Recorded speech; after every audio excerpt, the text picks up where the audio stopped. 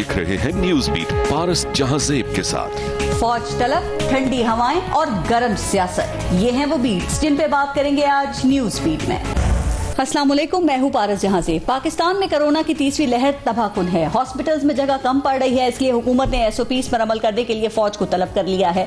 अब वजीर आजम कहते हैं कि ईद तक एहतियात ना की गई तो मुकम्मल लॉकडाउन की तरफ जाना पड़ सकता है। ये लहर खतरनाक भी है और शदीद भी। हुकूमत हमें रोज याद दिलाती है कि SOPs ही बचत का वाहिद रास्ता है, लेकिन हम हैं कि तबाही को खुद दावत देते हैं। आप किसी भी शॉपिंग सेंटर में जरा चले जाएं, सामने लिखा होगा कि नो मास्क नो सर्विस, लेकिन आधे से ज्यादा लोग ढीठ बनकर बगैर मास्क के अंदर जाते नजर आएंगे। फिर मास्क ऐसे पहनते हैं कि कोरोना वायरस नाक और मुंह से नहीं बल्कि थोड़ी के अंदर से रास्ता बनाकर जिस्म में दाखिल होगा। किसी को समाजी फासला रखने की तलकीन करना लड़ाई को दावत देने जैसा है। किसी बिल्डिंग की लिफ्ट पे देख लें तो साफ लिखा होगा कि 4 अफराद से ज्यादा लोग ना जाएं, लेकिन मजाल है कि लोग सब्र कर लें या हराम है कि दूसरों का ख्याल कर लें। 4 के बजाय 6 या 8 लोग अंदर चले जाएंगे।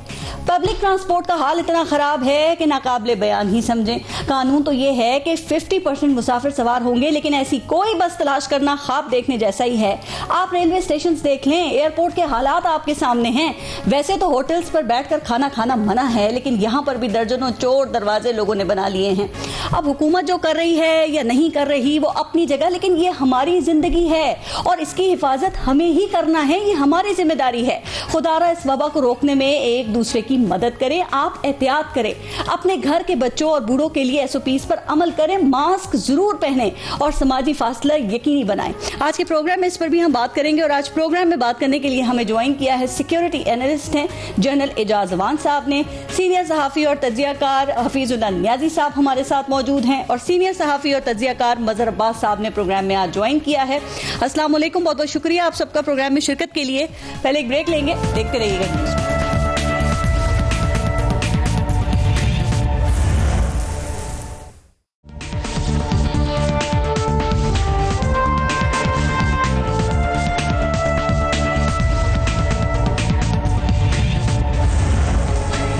जनरल एजाज अवान साहब, आपसे शुरू करते हैं। सर, ये कोरोना की सूरत हाल दिन ब दिन आपने देखा बदतरीन होती जा रही है और पड़ोसी मुल्क भारत में तो बहुत ही हालात ख़राब हैं। 3 लाख केसेस रोज़ाना रिपोर्ट हो रहे हैं। ऑक्सीजन की सप्लाई और वैक्सीन कम पड़ गई है और हॉस्पिटल्स की पार्किंग में लोगों की अमवात हो रही है। तो इन्हीं तमाम चीज़ों से बचने के लिए वज़ीर आज़म इमरान खान ने ये जो कोरोना SOPs हैं इनकी पाबंदी की जिम्मेदारी जो है वो फ़ौज पर आयद की है कि वो इसकी पाबंदी कराएंगे। आपके ख्याल में क्या ये एक बेहतर और अच्छा फैसला है और आखिरी हल भी है? थैंक यू पारस। देखिए, पहली बात तो ये है कि हुकूमत ने अवेयरनेस कैंपेन के तौर पे social media, electronic media, print, even telephone पे भी आप देखिए वॉइस मैसेज पहले आता है, तो अवेयरनेस की हद तक तो पूरा हक अदा कर दिया है। और इसमें जो आपने कहा जो हमारा मुआशरती रवैया है वो इतना हैरान कुन है कि मस्जिदों में, बाजारों में, हर जगह पे कोई शख्स खुद अपने ऊपर ये पाबंदी लगाने को तैयार ही नहीं है। और हमारी एक्सटेंडेड फैमिलीज, अब यही बात तो समझ नहीं आती, अपना भी और दूसरों का भी यही बात तो समझ नहीं आती कि एक अपने आप को बीमार करेंगे और फिर आगे 10 आदमियों तक ये इन्फेक्शन फैलाने में वो उसका सबब भी बनेंगे। और हमारी एक्सटेंडेड फैमिलीज में, एटलीस्ट पंजाब में, मैं ये दावे से कह सकता हूँ कि कोई ऐसा खानदान नहीं रह गया जहां पे कोरोना नहीं हुआ जी। और ये हर आदमी का तकरीबन पर्सनल एक्सपीरियंस बन चुका है कि कोरोना का वजूद है, ये कितना तकलीफ दे मर्ज है और कितनी ये फर्टिलिटीज जो हो रही हैं। अगरचे अब भी अल्लाह का करम है कि हम यूरोप के मुकाबले में, अमेरिका, ब्राजील और वेस्ट पूरे के मुकाबले में हमारी अमवात भी कम है। वो सर, लेकिन उसके बावजूद मैंने आपसे जो फौज की बात की, सर आपको लगता है कि ये वजीर आज़म इमरान खान का अपना डिसीजन होगा या फौज ने खुद उन्हें तजवीज़ किया होगा कि सर देखें SOPs पे लोग अमल दरामद नहीं करा रहे, लॉकडाउन करने के लिए आप तैयार नहीं हैं, सूरत हाल खराब होती जा रही है, तो हमें मैदान में आने दें? फिर अब नहीं, मैं समझता हूँ, देखें, अगर इमरान खान का फैसला है या हुकूमत की या आर्मी की अपनी ऑफर है, पुलिसिंग पाक फौज का काम नहीं है जी। बिल्कुल। और ये अगर पाक फौज पुलिसिंग करने के लिए आएगी, जिस शख्स को आप अभी नकाब ये मास्क पहनाएंगे वो 10 गज परे जाके उतार देगा तो फिर फौज उसके पीछे भागेगी कि आप ये ना करें।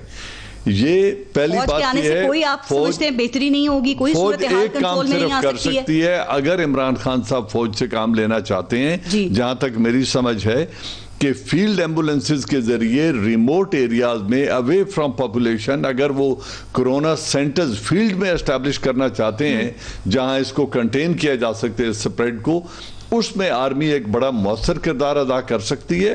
वो फील्ड एम्बुलेंसेज और एडीएसएज हम उन्हें कहते हैं, वो ऐसे सेंटर एस्टैब्लिश करके दे सकते हैं। वसाइल हुकूमत ने मुहैया करने हैं, फौज वो काम करे। लेकिन अगर प्राइम मिनिस्टर ऑफ पाकिस्तान ये सोच रहे हैं कि जो काम पुलिस ने करना है और पैरामिलिट्री फोर्सेस ने, रेंजर, फ्रंटियर, कांस्टेबलरी और इन्होंने करना है, अगर वो काम वो फौज से लेना चाहते हैं तो मेरा ख्याल है it is stretching the army too far. न ये इससे कोई फायदा होगा। आपको लगता है अभी कोरोना का पीक आना है, ईद का भी आपको पता है, ईद भी आने वाली है, तो ईद के बाद पहले वो मैयर लें ना, उससे पहले मैयर्स लें, लॉकडाउन करें, ट्रेन होना चाहिए लॉकडाउन। सर पाकिस्तान जैसे गरीब मुल्क में आपको लगता है मुकम्मल लॉकडाउन जो है वो बेहतर ऑप्शन है या फिर स्मार्ट लॉकडाउन जो है वो एक हल हो सकता है? देखिए, we want to bake a cake and eat it too. ये बात एक तरफ प्राइम मिनिस्टर ऑफ पाकिस्तान ये मैसेज देते हैं कि मैं मईशत में लोगों को बेरोजगार नहीं करना चाहता।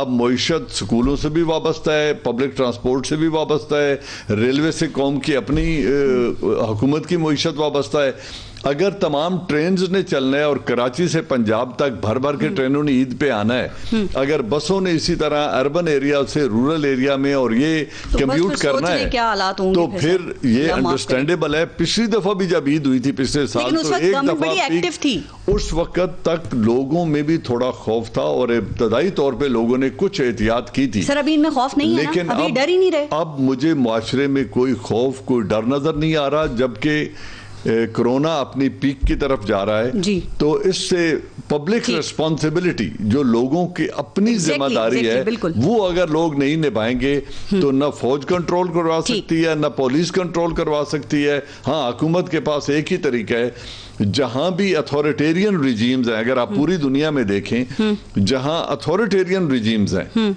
चाइना हो गया या हमारे अरब ममालिक हो गए, यूएई में अब उन्होंने 3000 दिरहम का जुर्माना कर दिया।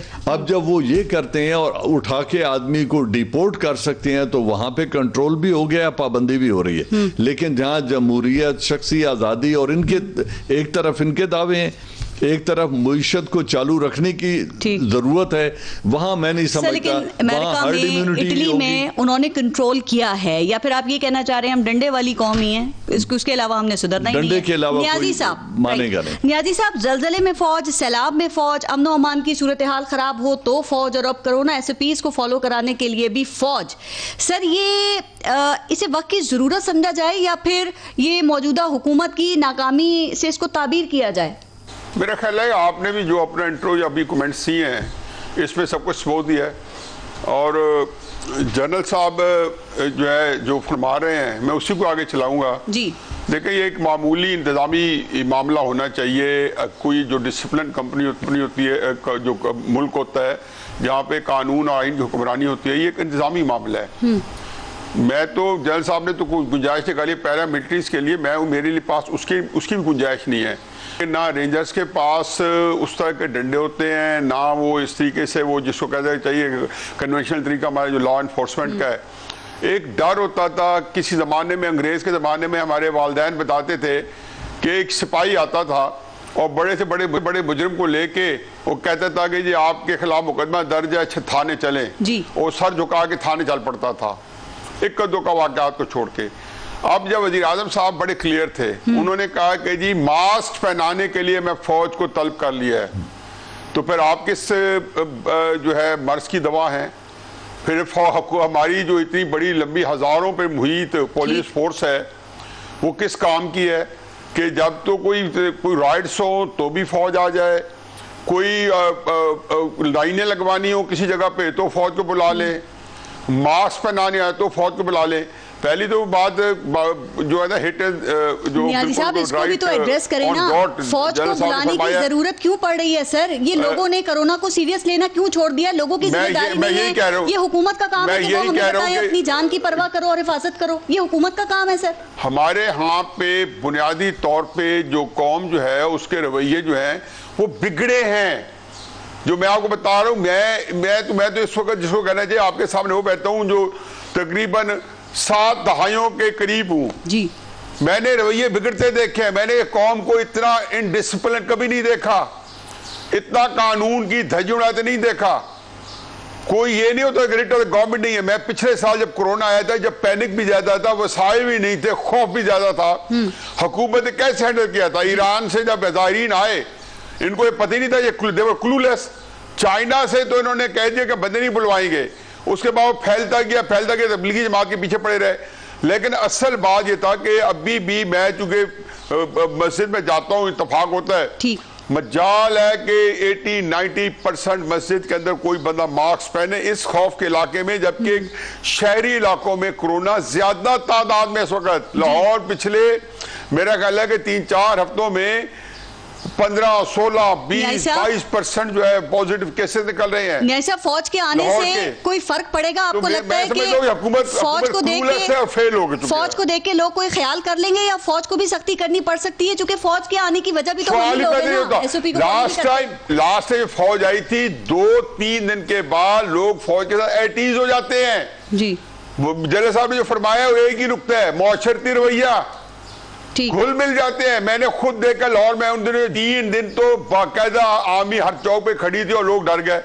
फिर देखा लंबी कतारें लग शुरू हो गई। फिर उसी तरह ट्रैफिक की रेल पहल जो किसी भी दिन जब स्कूल बंद हो तो जो ट्रैफिक लाहौर की थी, मुझे पिछले साल मार्च, अप्रैल, मई के अंदर एक दिन भी नहीं नजर आया किया गया हो। ये तो सब तेरा करम है। साहब ये बताइए कि बात हमारी बनी है, मैं कोरोना से अल्लाह ताला का शुक्र है बचे रहे। नियाजी साहब अब क्या करें? वजीर आजम कहते हैं आइंदा के जो 2 हफ्ते हैं वो बहुत ज्यादा अहम हैं। क्या आपके ख्याल में ये वार्निंग्स देने के बजाय फिर सीधा लॉकडाउन कर देना चाहिए? सर, कौमों में जब बनाव आता है तो भी एक दिन में बनाव नहीं आता, और कौमों में जब बिगाड़ आता है तो एक दिन में बिगाड़ नहीं आता। बिल्कुल। और बिगाड़ों को संवारने के लिए 1 मिनट नहीं होता, लम्हों में ना बिगाड़ आते हैं। हमने जो पिछले कई दहाइयों से हमारे यहाँ मुल्क के अंदर एक नज़्म व नस्क है, वो तितर बितर है, 6-7 दहाइयाँ हैं, एक दिन का मामला नहीं है। ये कौम हमारे पास पाकिस्तान में तो ऐसी माशरती बुराइयां हैं जो ना आपको हिंदुस्तान में नजर आएंगी, ना आपको बांग्लादेश में नजर आएंगी, जो हमारे साथ रह चुके हैं। वो मुआशरती बुराइयां पाकिस्तानी मुआशरे में राज पास गई हैं। इससे निकलना कैसे है? मेरा ख्याल है कौम को डिसिप्लिन करना पड़ेगा,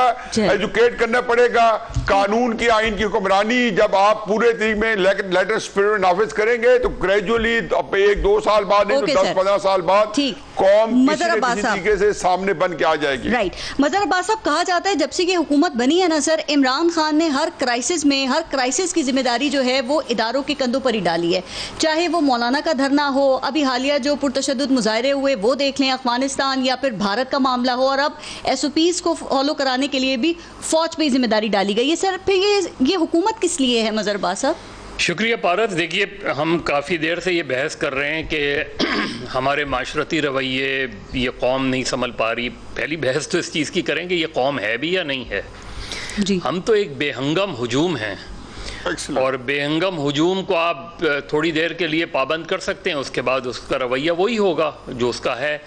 जो जिस तरीके से उसने ग्रो किया है वो अपने उस रवैये से बाहर नहीं निकल पाता।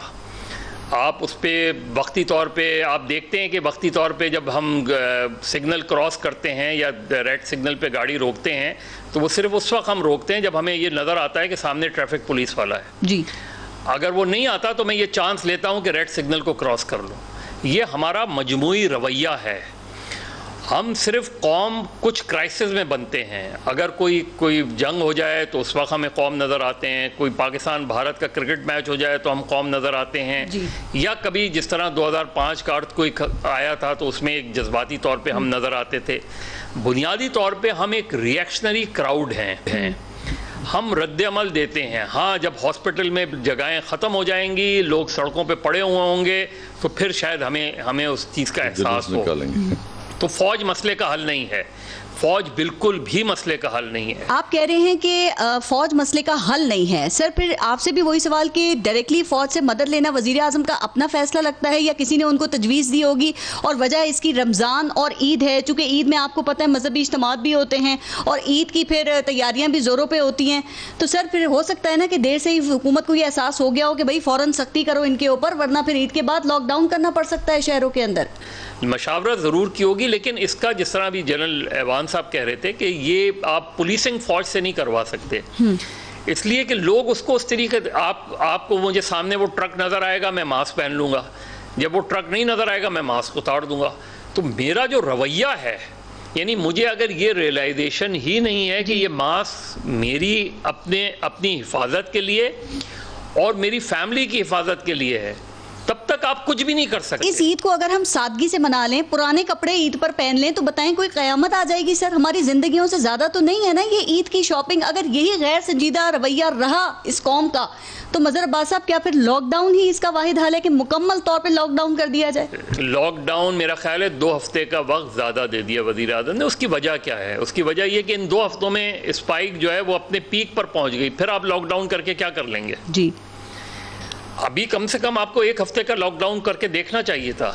इनडिसाइसिव है देखिए वो जो गवर्नमेंट इनडिसाइसिव, वो जो एक चीज़ है ना कि जी लोग भूखे मर जाएंगे। देखिए एक आदमी भूखा मर रहा है और एक आदमी जो है वो कोरोना में मुब्तला हो जाता है, और 10 को साथ कोरोना में जो मुब्तला होता है वो सिर्फ, जी मैं वही बात कह रहा हूँ कि सिर्फ वो अकेला नहीं हो रहा, उसकी पूरी फैमिली पर उससे मुतासिर हो रही है। तो उसमें खदशा ये है कि एक अमवात नहीं, एक से ज्यादा अमवात हो सकती हैं। मजहर अब्बास साहब बेहतरीन हल क्या है, क्या किया जाए फौरन? एयरपोर्ट आपको महफूज करने पड़ेंगे, आपको स्ट्रिक्टली ये जो पब्लिक ट्रांसपोर्ट है, जी देखिए ये एडमिनिस्ट्रेशन के लोग और ये पुलिस के लोग, इनके खिलाफ कार्रवाई करनी पड़ेगी, क्योंकि ये कार्रवाई नहीं करते जी। ये मामला तय कर लेते हैं, ये पैसों का अरेंजमेंट हो जाता है, इसकी एक ओवरसाइट आपको करनी पड़ेगी इन चीज़ों की। लेकिन ये कोई भी चीज़ पॉसिबल नहीं हो सकती जब तक मुझे ये ख्याल ना हो कि इस बीमारी से मुझे लगेगी तो मेरी पूरी फैमिली को लग सकती है। जब तक वो नहीं होगी, आप डंडा उठा लें जी, आप उनको जेल में डाल दें, आप उनको सजाएं दे दें, ये मसला नहीं हल होगा, ये पेचीदा होता रहेगा। लोग आते हैं गांव से, रूरल एरिया से, हॉस्पिटल उन्हें एडमिट ही नहीं करते, वो डायग्नोज होने के बाद भी, और इनको खुद भी अवेयरनेस है, अल्लाह करे कि कोई अकल आ जाए और अपना ख्याल रखें, जगह नहीं है, हॉस्पिटल्स के पास जगह नहीं है, और इस तरह भी कोई शख्स भूखा नहीं मरता। मेरा ताल्लुक एक देहाती इलाके से है, कम से कम 22,000 मेरे गांव की आबादी है, वहां पे कोई शख्स भूखा नहीं सोता, न उसके पड़ोसी और रिश्तेदार उसे भूखा सोने देते हैं। लोग खाना भी पहुंचाते हैं, हमदर्दी भी करते हैं, लेकिन ओवरऑल जो रिस्पॉन्सिबिलिटी है वो स्टेट की है कि इस कम्यूटेशन को जो ईद के कवर में अभी होने जा रही है 10-15 दिन पहले, इसको अभी से रोकें। ट्रेनों की सर्विस 50% अभी कर दें, और हफ्ता पहले बिल्कुल बंद कर दें, और ईद की छुट्टियां ना करें। इसको सारे निजाम को, सब अपनी जिम्मेदारियों को जरा समझते हुए काम करें। सर मैं थोड़ा सा आगे जी, लोगों से सिर्फ ये दरखास्त है कि देखिए अगर आप सिर्फ मास्क पहन लें, बाकी सारे SOPs छोड़ें, आप सिर्फ मास्क पहन लें, जब भी आप बाजार में जाएं, किसी शॉप में जाएं, तो आप अपने आप को 50-60-70% सेव कर लेते हैं। सर वो कहते हैं घबराहट होती है, सांस नहीं आती, तो और भी ये जरा लॉजिक सुने आप। जेब में रख लेंगे लेकिन पहनेंगे नहीं, पर्स में रख लेंगे लेकिन पहनेंगे नहीं, तो जरूर इस पे अमल होना चाहिए। सांस लेने से बेहतर है कि सांस अगर कुछ देर के लिए ना आए। सर थोड़ा सा जरा मैं अब यहाँ से आगे चलती हूँ और कुछ और इश्यूज भी शामिल करते हैं। एजाज मान साहब, जहांगीर तरीन कहते हैं कि इस्लामाबाद से ठंडी हवा चल पड़ी है और कुछ उनकी मुलाकातों का सिलसिला भी शुरू होता हुआ नजर आ रहा है। कल राजा रियाज की गवर्नर पंजाब से मुलाकात हुई है और जहांगीर तरीन ने खुद ये इंकशाफ किया है कि इस्लामाबाद की एक अहम शख्सियत ने उनको यकीन दहानी कराई है कि वजीर आजम जल्द आपसे मिलेंगे। सर ये हवा चली है या चलवाई गई है?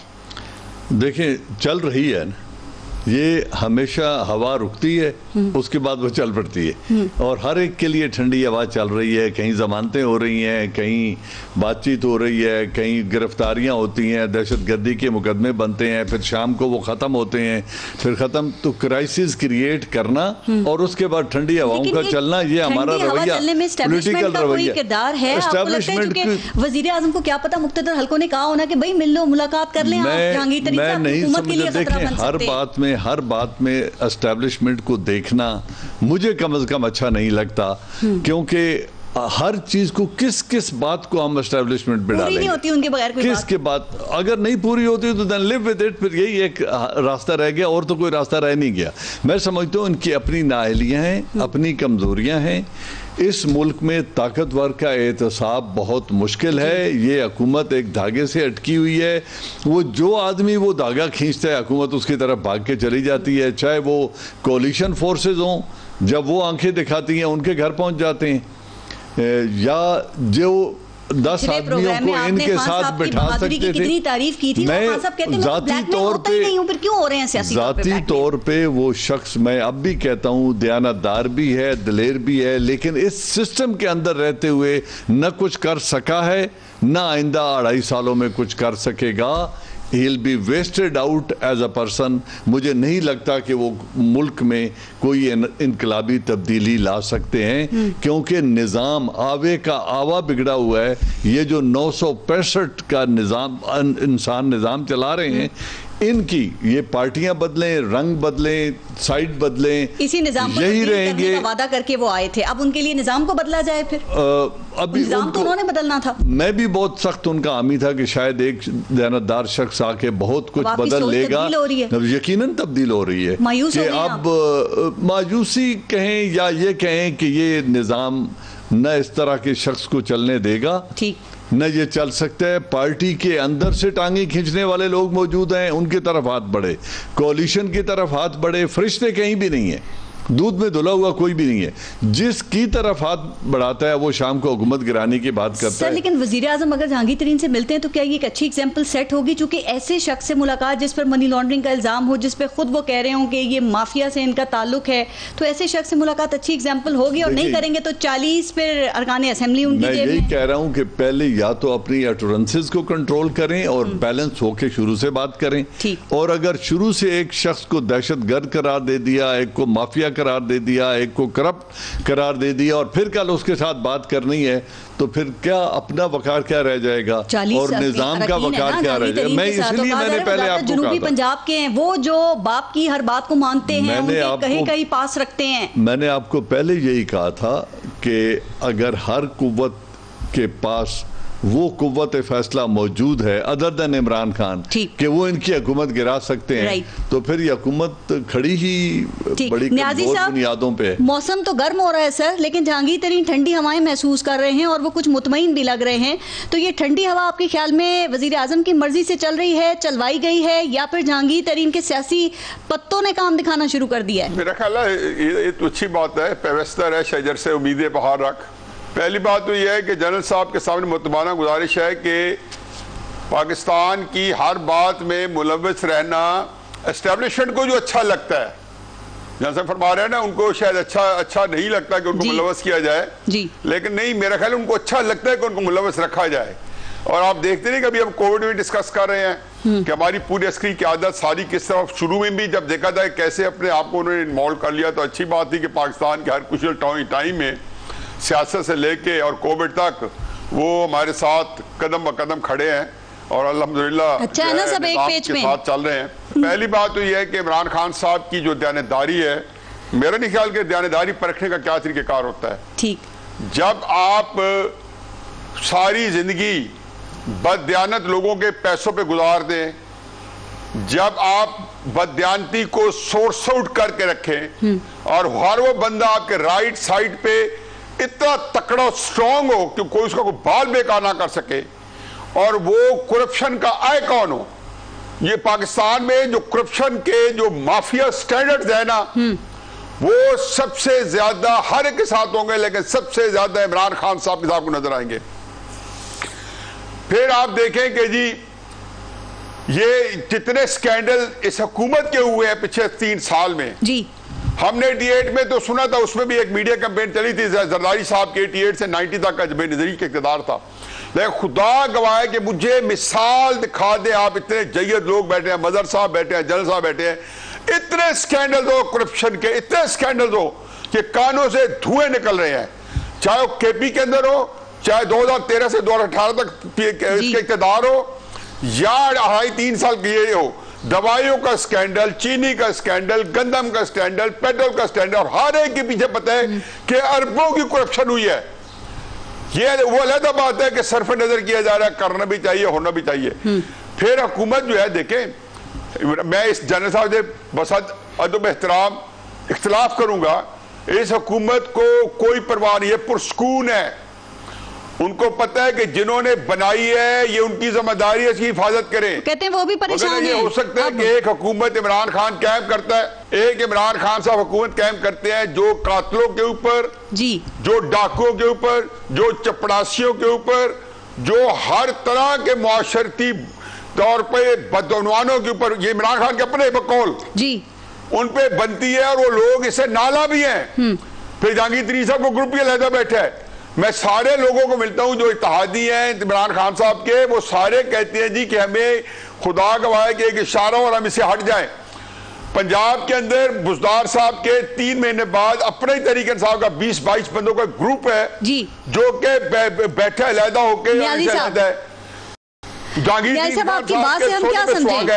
अब जो हुकूमत जो है आपकी बात से क्या समझे है ही नहीं कि इमरान खान को अपनी हुकूमत के हिलने का कोई डर है, खौफ है, वो डर रहे हैं क्या सियासी तौर पे ब्लैकमेल हो रहे हैं? चूंकि वो कहते हैं ब्लैकमेल नहीं होता। मैं जब तक उनके साथ डबल ए है उनको कोई डर नहीं है, तो वो एहतसाब करेंगे या सरेंडर करेंगे? मेरा ख्याल है कि वो धोखा देंगे। जहांगीर तरीन खान साहब को मेरी अब बात सुन लें, उनको कभी मिलेंगे नहीं। अच्छा, मैंने मशवरा दिया है कि मैंने जहांगीर खान जब आपको मुलाकात करे तो आपसे एक डिमांड करें कि आपके साथ अकेला मिले। मुझे एक दफा पैगाम किसी दोस्तों ने पढ़ाया, उन्होंने कहा जी इमरान खान साहब आपसे मिलना चाहते हैं जी। खैर मुझे पता था कि तज़िये औकात है। मैंने कहा यार मैं इमरान खान को अच्छे से जानता हूँ, वो किसी और मार पे होगा, कोई और प्रेशर होगा। खैर उनकी मिन्नत तले करके उन्होंने कहा मुझे आमादा कर लिया कि यार चलो आप मिल लो।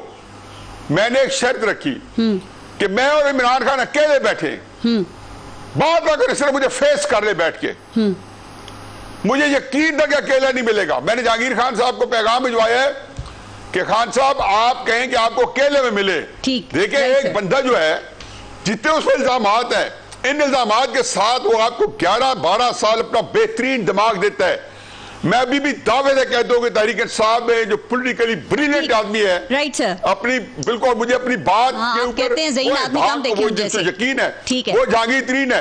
पैसा दिया, जहाज दिया, बुलेट प्रूफ गाड़ियां दी। अच्छा मैंने ब्रेक लेनी है, मुझे मन धन सबको लगा दिया। ब्रेक लेनी है, जरा वन लाइनर इस पे देते हैं। आपको लगता है कि जहांगीर तरीन इमरान खान की हुकूमत गिराने तक जा सकते हैं या उससे पहले मुतालबात मान लिए जाएंगे? इमरान खान साहब की हुकूमत नहीं गिरेगी। इमरान खान साहब की हुकूमत जो अल्लाह मियां ने एस्टेब्लिशमेंट के लिए एक अजाब बनाया हुआ है। अच्छा, ये अल्लाह ताला किसी को आजमाता है। एस्टेब्लिशमेंट के वो सजा अल्लाह मियां की तरफ से इमरान खान की हुकूमत, और ये पूरी 5 साल पूरा करेगी। ठीक सर, आप इस पे कमेंट कीजिएगा। और ये भुगतेंगे। आज जनरल साहब जो फरमा रहे हैं, मुझे उसमें एहसास है कि वो थोड़े से यकीन है उनके अंदर हो रहे हैं, लेकिन क्या किया जाए? वो आपकी बातों का असर हो रहा है। मैं तो कंबल को छोड़ता हूँ, कंबल मुझे नहीं छोड़ता। हाँ। ये कंबल बन चुका है इमरान खान की हुकूमत से कुछ ना कुछ असर पड़ रहा है आपकी बातों से। मैं एक ब्रेक ले लूँ सर, फिर फजल अब्बास साहब का तजिया लेंगे। ब्रेक लेते देखते रहेगा न्यूज़।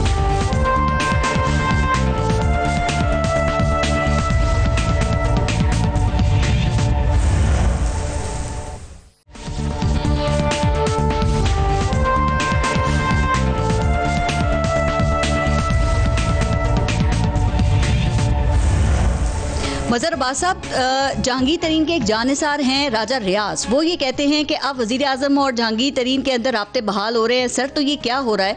और आपके ख्याल में वज़ीर आज़म अगर केसेस के हवाले से बात करने के लिए जहांगीर तरीन या उनके साथियों से मिलते हैं तो ये क्या मैसेज जाएगा इससे? अच्छा, आपने जानिसार जो राजा रियाज को कहा, इस पर मुझे बड़ी हंसी आई है क्योंकि जो लोग अपनी वफादारियाँ तब्दील करके इधर उधर होते हैं वो जानिसार नहीं होते, वो उनके अपने मफादात होते हैं जी। देखिए, जहांगीर खान तरीन से इस तरीके से मुलाकात से बेहतर है, और इमरान खान को अगर वाकई ये नज़र आए कि जहांगीर जो बज़ाहिर वो कहते हैं कि वो कन्विंस्ड हैं, जो शुगर कमीशन की रिपोर्ट है वो सही है या गलत है एक अलग बात है, लेकिन अगर वो कन्विंस्ड हैं, इसके ऑप्टिक्स बड़े गलत जाएंगे। चाहे वो गवर्नमेंट की कोई टीम मिले जहांगीर खान तरीन की टीम से, या जहांगीर खान तरीन इमरान खान से मिलें, इसके जो ऑप्टिक्स हैं वो बड़े नेगेटिव जाएंगे। अगर कोई ऐसी सिचुएशन ही आ रही है सामने कि जिसमें वज़ीर आज़म को लग रहा है कि उनकी हुकूमत नहीं बचेगी, तो मैं अगर उनकी जगह हूँ तो मैं तो फ्रेश इलेक्शन कॉल कर लूँगा। अच्छा, और फ्रेश इलेक्शन कॉल करके ये बताऊं कि किन की वजह से आप मेरी हुकूमत ख़त्म हो रही है और क्यों ख़त्म हो रही है, बजाय इसके कि आप बेसाखियों के सहारे खड़े रहें, कि कभी PMLQ आपके साथ ये करती है, कभी बाप करती है, कभी MQM पाकिस्तान करती है। अब पार्टी के अंदर एक और 40-50 का ग्रुप जो है वो मामूली ग्रुप नहीं होता। 40-50 का मतलब ये है कि एक मिनी रिवोल्ट पार्टी के अंदर आ गया है, और वो खामोशी से नहीं आया, वो बाकायदा उन्होंने अपने कार्ड्स ओपन करके टेबल पर रख दिए हैं जहांगीर खान तरीन ने कि ये MPAs हैं, ये MNAs हैं, ये MNAs मेरे पास आ रहे हैं और लोग जो है बरमला आ रहे हैं। पहले तो ये था कि इमरान खान की मुखालफत होती थी, दबे अल्फाज में मुखालफत होती थी, यार ये ठीक नहीं हो रहा, ये नहीं हो रहा। अब तो उन्हें एक शेल्टर मिल गया है। अब तो जो मौजूदा हुकूमत के अंदर के जो लोग हैं जिनको शिकायत हैं, सही हैं गलत हैं, उनको एक शेल्टर मिल गया है कि वो जाके जहांगीर तरीन के घर पे बैठ जाते हैं सुबह से लेके शाम तक। मैंने पढ़ा कि आपने ये लिखा कि इमरान खान के पास दो ऑप्शंस हैं, तरीन को रिलीफ या तरीन से रिलीफ। आपके ख्याल में वजीर आजम जो हैं वो किस ऑप्शन को उन्हें चुनना चाहिए और कौन सा ऑप्शन उनकी हुकूमत के लिए फ़ायदेमंद साबित हो सकता है? ये नहीं पता कि जहांगीर खान तरीन साहब के खिलाफ जो मुकदमात हैं, जो रिपोर्ट है, वो किस हद तक जो है वो दुरुस्त है या नहीं है। लेकिन अगर वजीर आजम खुद कन्विंस्ड हैं कि ये सारा शुगर माफिया कार्टेल है, तो फिर एक कार्टेल, जिस तरह आपने खुद कहा कि कार्टेल के साथ ही नहीं है ना, क्यों शुगर बहरान के हवाले से तो मजहर अब्बास साहब वो कहते हैं उनको खुद ये एतराज है, केसेस नहीं है। FIA ने बिल्कुल मुख्तलिफ नौइयत के केसेस बनाए हैं ना जो शुगर बहरान से रिलेटेड नहीं है। तो क्या खान साहब का मकसद एहतसाब है जहांगीर तरीन का, या फिर वो कोई सबक सिखाना चाहते हैं? देखिए, इस वक्त जहांगीर तरीन बरमला क्या बात कर रहे हैं कि ये मेरा ग्रुप मिलेगा, यानी वो PTI के अंदर अपने ग्रुप को आइडेंटिफाई करवा रहे हैं कि ये मेरा ग्रुप है। उसके बावजूद भी उनके खिलाफ कार्रवाई करते हुए अगर इमरान खान डर रहे हैं, अगर PTI खौफजदा है और उसके बलबूते पर आप कोई कॉम्प्रोमाइज करते हैं, तो फिर इमरान खान का बयानिया किधर जाएगा? सही बात है, फिर पूरा बयानिया ही हवा में उड़ जाएगा। उससे तो बेहतर है कि आप बजाय इसके कि आप उड़ जाएं, उससे बेहतर है कि आप खुद नए इंतखाबात करा। अच्छा बात साहब, एक और बात आपने लिखा, पाकिस्तान का सियासी कारकुन अपने लीडरों से मायूस हो रहा है। इमरान खान से भी वही गलती हुई जो भुट्टो से हुई, उन्होंने जिन जागीरदारों को चैलेंज किया फिर उन्हीं को साथ मिला लिया। तो सर, आपको लगता है कि इमरान खान को अपनी गलती का एहसास हो गया है, या फिर तहरीक इंसाफ में से अंदर से ही कुछ लोग इमरान खान के कान जहांगीर तरीन के खिलाफ भर रहे हैं? मुझे नहीं लग रहा कि उनको ये एहसास हो रहा है। अगर एहसास होता, देखिए वो अक्सर मिसालें देते हैं ना PTI वाले कि जी देखिए 2018 में हमने 20 MPAs निकाल दिए थे। अब वो 20 MPAs आपने कब निकाले थे? जब इलेक्शन में 1 महीना रह गया था। बड़ा अच्छा इक़दाम है, इवन अदरवाइज भी अच्छा इक़दाम है।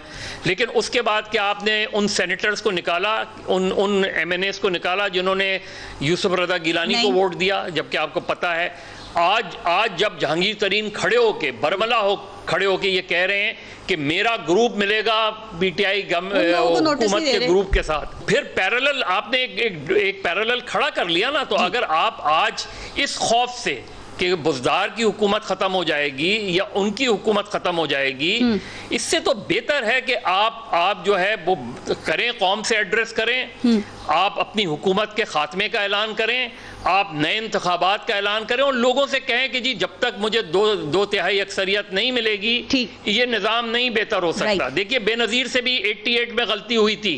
88 में बेनज़ीर ने कॉम्प्रोमाइज गवर्नमेंट ली थी और उसका नतीजा क्या हुआ कि 9 महीने बाद उनकी हुकूमत का खात्मा कर दिया। 1990 में उनकी हुकूमत का खात्मा कर दिया। 89 में वोट ऑफ नो कॉन्फिडेंस उनके खिलाफ मूव हुआ।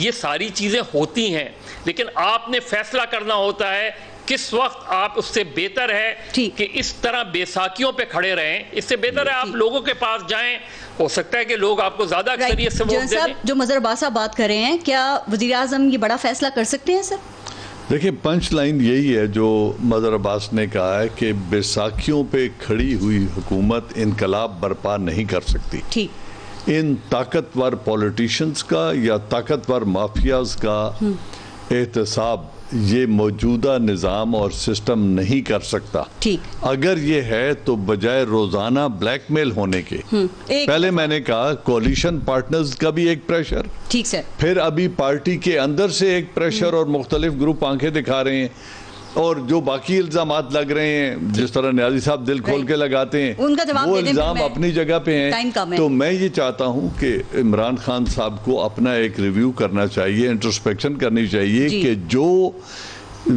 अज़्म लेकर वो आए थे बरसर इक़्तिदार, ठीक, वो इस सिस्टम के अंदर रहते हुए इस कमज़ोर हुकूमत के साथ ही कैन नॉट डिलीवर। मुझे एक आखिरी बात और बता दें, शहबाज शरीफ की जमानत हो गई है, रिहाई उनको मिल गई है सर, क्या उनकी रिहाई को आप मेरिट पर ही देखते हैं? यहाँ भी आपको कोई मफाहिमत का जादू चलता हुआ नजर आ रहा है? देखिए, जमानत है, मुकदमात से बरी नहीं हुए हैं, वो मुकदमात वापस नहीं लिए गए, जमानत दे दी गई है। जमानत तो कातिल को भी मिल जाती है, ठीक, तो जमानत में कोई हर्ज नहीं है। लेकिन अगर कल मुकदमात वापस होते हैं या यही प्रोसिक्यूशन और यही नैब अपना कोई दावा साबित नहीं कर सकते, प्रोसिक्यूट नहीं कर सकते, तो कल यही लोग जिनके खिलाफ ये एक इनकलाब लाने के लिए आए थे, कि आपको पता है शहबाज शरीफ जो हैं वो बाफ वाले धड़े से हैं, और खबरें ऐसी आ रही थी कि अब मुल्क को मफाहिमत की सियासत की जरूरत है। जो मज़ाहिमत का मॉडल था वो नहीं चल सका, और शायद ये रियलाइजेशन दोनों तरफ है अब। तो अगर हर तरफ यही रियलाइजेशन है तो मफाहमत वाले इसको कौम पे छोड़ दें, खुद मफाहमत न कराते रहें, इसके छोड़ दें। और इमरान खान साहब इस मफाहमत नहीं करने के लिए आए थे, तो वो इस निजाम से अलग हो जाएं एंड रिकॉल। नियाज़ी साहब, चैलेंजेस काफी बड़े बड़े हैं सर, मुल्की सतह पर भी और नून लीग की सियासत के अंदर भी। तो इस मौके पे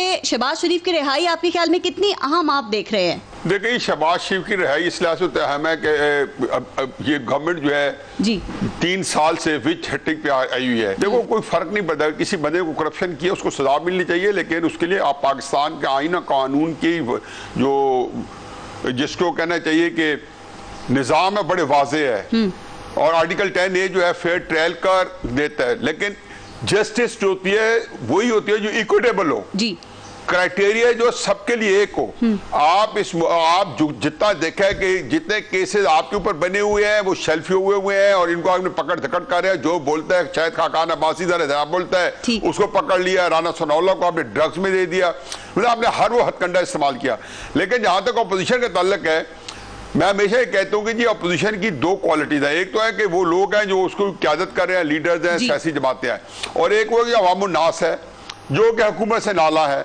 इसमें कुछ लोग होंगे पार्टी के साथ, ये बताएं शहबाज शरीफ, देखिए अवामुन्नास का दर्द वो जो उनका जो बयानिया है उस आइंदा आएगी। शहबाज शरीफ एक्टिव होंगे, अच्छा लीड करेंगे। मैं ये कह रहा हूँ जो उसका बयानिया लोगों का जो हुकूमत के बारे में जो मुआंदाना रवैया है वो इतना स्ट्रॉन्ग हो गया है, मैं हैरान होता हूँ। और ये सारे मुझे पीटीआई के एमएनए, यहाँ भी पिछले दिन एक जनाजा था 3-4 दिन पहले जी, तो पीटीआई के एमएनए आए हुए थे और वो ये कह रहे कि हम हल्कों में जाने के काबिल नहीं रहे।